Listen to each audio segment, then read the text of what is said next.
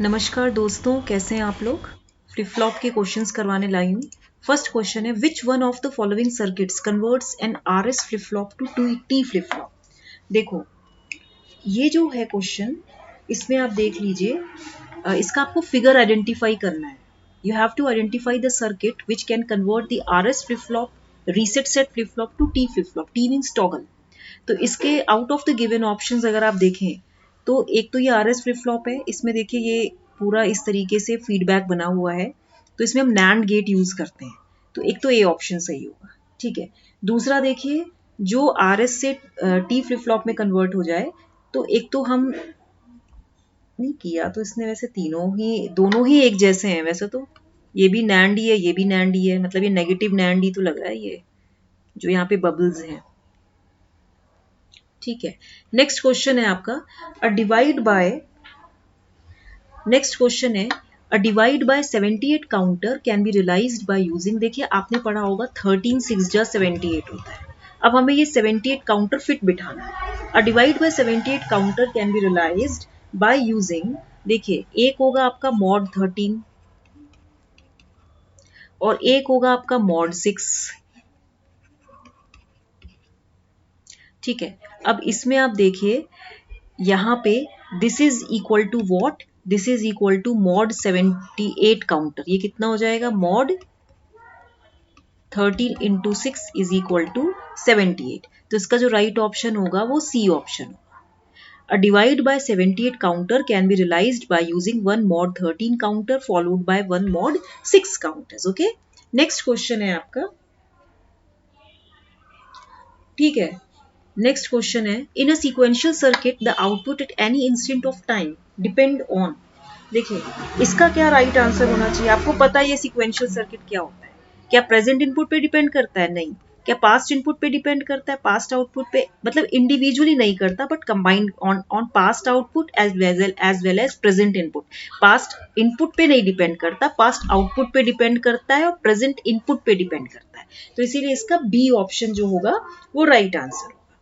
ठीक है, so the output at any instant of time depends on past output as well as present inputs। ठीक है, तो इसका बी ऑप्शन जो होगा वो राइट आंसर होगा। ठीक है, नेक्स्ट क्वेश्चन है, अ 4-bit synchronous counter uses flip flops with propagation delay time of 15 nanoseconds each। n is equal to 4 है, डिले टाइम आपका जो है प्रोपिगेशन डिले टाइम वो 15 नैनोसेकेंड्स है ईच। ठीक है, maximum possible time required for change of state will be. जो maximum possible time होगा चेंज ऑफ स्टेट के लिए वो कितना हो जाएगा। देखिए इसका जो राइट आंसर होना चाहिए, क्योंकि ये सिंक्रोनस काउंटर है, तो सिंक्रोनस काउंटर में जो मैक्सिमम टाइम होता है that is equal to the delay itself. मतलब इसमें नंबर ऑफ बिट्स का कोई रोल नहीं होता, वो असिंक्रोनस रिपल काउंटर में होता है। तो इसका जो राइट होगा वो आंसर होगा A option there, because synchronous मतलब साइमल्टेनियसली, साथ साथ, जहां सेम क्लॉक पल्स दी जाती है ना, तो in synchronous counter there is no ripple delay, कोई भी रिपल डिले नहीं होता है। ठीक है, नेक्स्ट क्वेश्चन होता है आपका, ये क्वेश्चन है। इस क्वेश्चन में आप देखिए जो ये है आपका, इसमें देखिए क्या दिया है आपको, J0 K0 J1 K1 J2 K2, तीन flip flops, 3 JK flip flops हैं। You have been given 3 JK flip flops, right, with their outputs provided as Q0 Q1 and Q2 and the clock pulse is also been applied। अब इसमें आप देखिए हमें identify करना है कि ये कौन सा माउट काउंटर होगा, क्योंकि काउंटर तो फ्लिप फ्लॉप से ही बनते हैं। अभी नैंड गेट लगा है, नैंड गेट में क्या क्या आउटपुट, क्या क्या इनपुट्स लगे हैं, Q0 जा रहा है, फिर इसमें Q1 जा रहा है, फिर इसमें Q2 जा रहा है।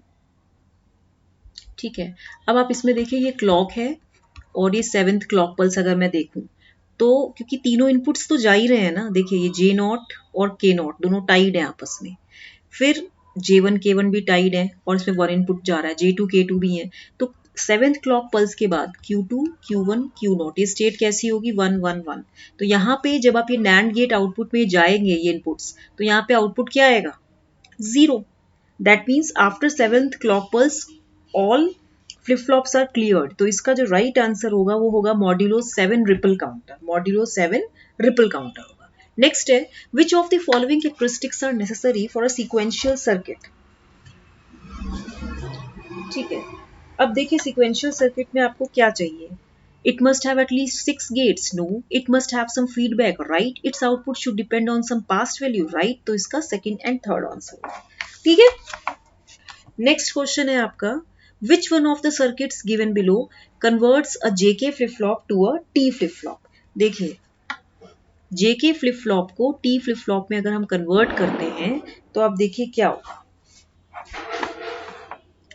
इसका जो राइट आंसर होगा, एक तो ए होगा,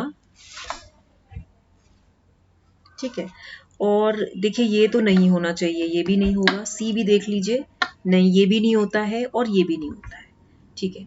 इसमें क्या होता है, जैसे ये जो इसने दिया है ना, क्लॉक पल्स लगाई है इसने, वैसे तो ये जो डी ऑप्शन है, ये तो टी, एक्चुअली इसमें टी में जे एंड के जो दोनों इनपुट्स होते हैं ना आपके, ये टाइड होते हैं, शॉर्टेड होते हैं एक तरह से.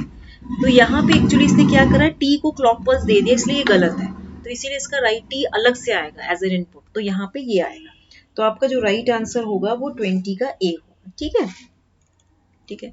तो till then please like share and subscribe. Thank you very much. Okay, ये क्वेश्चंस इंपॉर्टेंट है, इसको जरूर कर लीजिएगा. Thank you.